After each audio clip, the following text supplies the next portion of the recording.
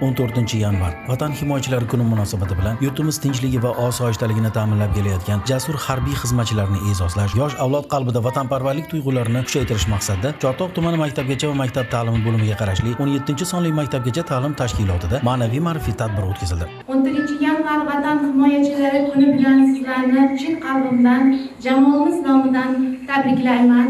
Ushbu tadbirda tuman harbiy faxriylari, kengash a'zolari hamda ma'naviyat va ma'rifat markazi vakillari ishtirok etib, vatanga sadoqat, harbiylik sha'ni va yurt oldidagi burch masalalari yuzasidan mazmunli chiqishlar qildilar. Ular tomonidan vatan ravnaqi yo'lida fidokorona xizmat qilayotgan harbiy xizmatchilarning jasorati yosh avlod uchun ibrat maktabi ekani alohida ta'kidlandi. Tadbirning eng muhim qismi tarbiyachilarning ijodiy chiqishlari bilan yanada boyitildi. Bolajonlar tomonidan vatan himoyachilari kuniga bag'ishlangan qo'shiqlar, she'riy chiqishlar hamda sahna ko'rinishlari katta ishtiyoq bilan namoyish etildi.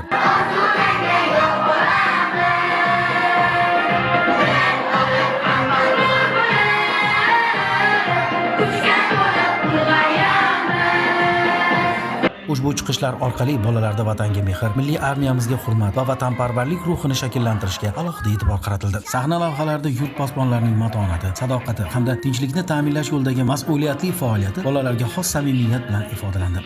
Ota-onamning ishonchini oqlashga, O'zbekistonning ravnaqi uchun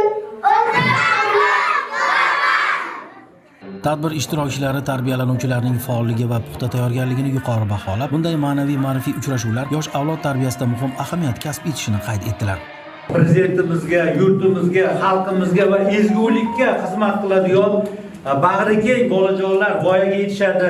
Tadbir yakunida vatan himoyachilariga bo'lgan hurmat va minnatdorlik izhor etilib, ushbu yo'nalishlardagi ma'naviy ma'rifiy tadbirlarni kelgusida ham izchil davom ettirish zarurligi ta'kidlandi.